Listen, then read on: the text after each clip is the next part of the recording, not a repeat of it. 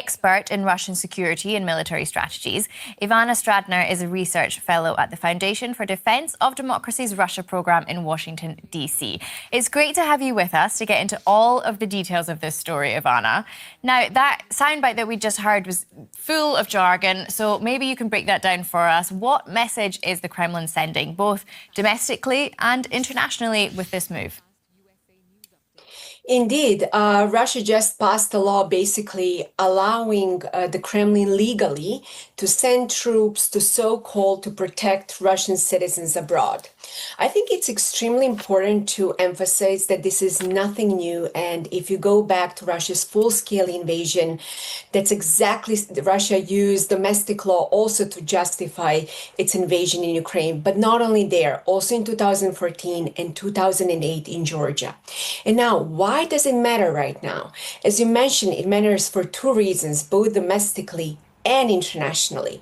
Domestically, to portray Russia as once again a savior of Russian citizens, given that Putin is struggling domestically, and internationally because, make no mistake, Putin is getting ready to challenge NATO and Article 5. And that's exactly also what the German intelligence and also other Western intelligence, as well as the intelligence from the Baltics, have been warning over the past few months.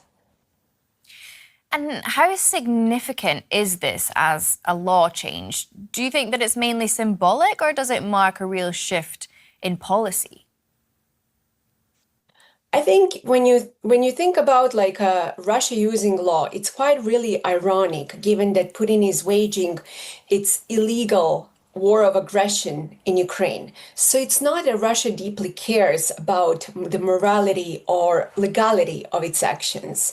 This just emphasizes the fact that Russia needs some sort of a justification domestically to justify its next steps. But also, I think this is a psychological game also for the West to scare the Western allies, given that Putin has been threatening also in the Baltic states with its hybrid war. For example, over the past few months, we experienced Russian sabotage activities in the West, Russian drone incursion in Poland, also in the Baltic states, cutting sea cables. And make no mistake, as Putin is right now losing on the battlefield and struggling domestically economically, and it looks like that the United States will put more pressure now to end the war in Ukraine.